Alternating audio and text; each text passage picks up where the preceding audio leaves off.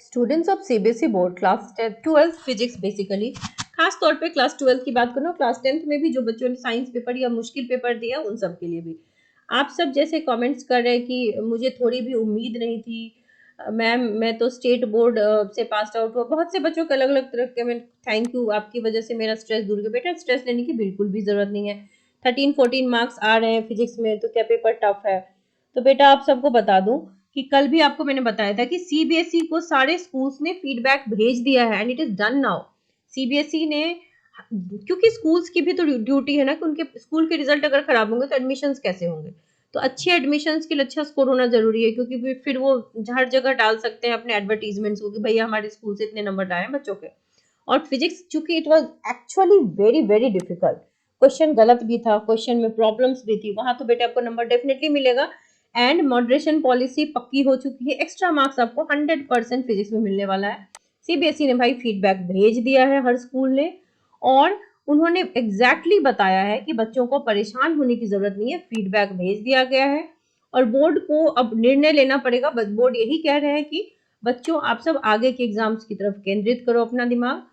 Physics के कठिन paper को लेकर फीडबैक भेज दिया गया है, जिला की एसोसिएशन के माध्यम से भी फीडबैक दिया गया है। जब पेपर कठिन आता है तो बेटा स्टेप मार्किंग, ग्रेस अंक, और जितना पेपर एनसीईआरटी से बाहर पूछा जाता है उन अंकों का बोर्ड छात्र हित में निर्णय लेती है, इसलिए विद्यार्थी परेशान नहीं होते हैं।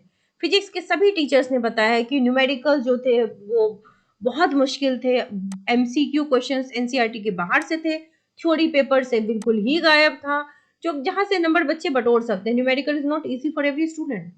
तो ऐसे में परीक्षार्थियों को परेशान नहीं होना चाहिए। पेपर हमेशा स्टेप मार्किंग वाली होती है, अटेम्प्ट के नंबर मिलते हैं, तो कैलकुलेशन सही होगी तो आपको पूरे नंबर मिलेंगे। तो आप सबको टेंशन लेने की बिल्कुल भी जरूरत नहीं है। बहुत खुशी से अब देख सकते हैं बच्चे बता रहे थे 95% बच्चों का कहना था पेपर टफ था। सो 90% बच्चों को लगा था, मोर देन 80% बच्चे की पेपर टफ है। एग्जामिनेशन में पेपर वेल बैलेंस्ड नहीं था, पेपर बहुत डिफिकल्ट था, अंडरस्टैंडिंग प्रॉब्लम थी, चैलेंजिंग क्वेश्चंस थे, टाइम टेकिंग था, paper was not completed by many students, tougher than last year, tougher than मतलब almost equal to JEE question आए थे, डेरिवेशन बिल्कुल भी मिसिंग था। तो बच्चों, जिन बच्चों ने 13-14 मार्क्स का लिखा है प्लस अटेम्प्ट लिया है, तो आपको टेंशन लेने की जरूरत नहीं है। आपको मैंने न्यूज दिखाई है जिसके अकॉर्डिंग सीबीएसई ने बच्चों को नंबर दिए हैं, टेंशन लेने की जरूरत नहीं है। दे आर ट्राइंग कि आप अपने अगले एग्जाम पे फोकस करो। उन्होंने इस चीज को रजिस्टर कर लिया है कि भाई सब्जेक्ट में मॉडरेशन देना है, कॉपी चेकिंग लीनियंसी से बढ़ती जाएगी, एक्स्ट्रा मार्क्स देने हैं। सीबीएसई को भी ये नहीं चाहिए ना कि हर साल उनके बच्चे फिजिक्स में फेल होते रहें। This is not what they also want. अगर पेपर टफ आया तो दे शुड एक्चुअली रिविजिट कि भाई क्यों इतना डिफिकल्ट पेपर सेट कर देते हैं। सिलेबस के विद इन ही रहना चाहिए। बोर्ड का एग्जाम जेई और नीट के बराबर का नहीं होता है।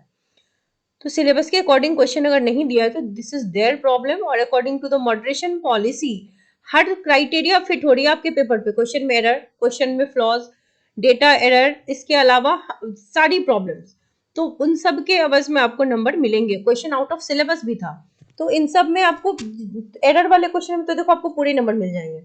मॉडरेशन लगी हुई है, एक्स्ट्रा मार्क्स दे रहे हैं वो, ग्रेस मार्क्स देंगे। तो आप सब टेंशन मत लो। जिन्होंने पर्चा खाली छोड़ा है उनके लिए ही बस प्रॉब्लम है, अदरवाइज जिन्होंने पेपर में कुछ भी लिखा है उनको टेंशन लेने की बिल्कुल भी जरूरत नहीं है। ठीक है, अच्छे नंबर मिल रहे हैं। मॉडरेशन पॉलिसी आप देख लो, ये यही कहता है कि क्वेश्चन में अगर एम्बिग्युइटी है, एरर है, तो इवैल्यूएशन प्रोसेस हमारा यही कहता है कि भाई नंबर तो हम देंगे। ठीक है, आपके पेपर में इस सब तरह की प्रॉब्लम थी, एरर था, क्वेश्चन आउट ऑफ सिलेबस था, तो इन सारी चीजों के लिए आपको सीबीएसई ने अपनी गलती मान ली है और आप सबको नंबर दे रही है। स्टेप्स के नंबर देगी, अटेम्प्ट के नंबर देगी, मॉडरेशन लगाएगी, ग्रेस मार्क्स मिलेगा। दिस इज तो ऑलरेडी देयर। तो आप सब अपने पेपर पे फोकस करो, विच इज केमिस्ट्री। 15-16 नंबर का लिख दिया है तो डरने की जरूरत नहीं है। अब बच्चे ऐसे मत, कई बच्चे पूछते 14 मार्क्स का लिखा है, 13 का लिखा है। It is to everyone. आपने 13-14 का भी लिखा है प्लस आपने अटेम्प्ट लिया है, तो you will definitely get good marks. So nothing to worry about. It is a very happy thing for all of you कि सारे स्कूल्स ने फीडबैक भेज दिया है, सीबीएसई हैज कलेक्टेड इट। तो CBSE is also attentive, your school is also attentive. Now आप आगे की पढ़ाई पे ध्यान दीजिए। फर्दर अपडेट्स के लिए चैनल के साथ बने रहिए।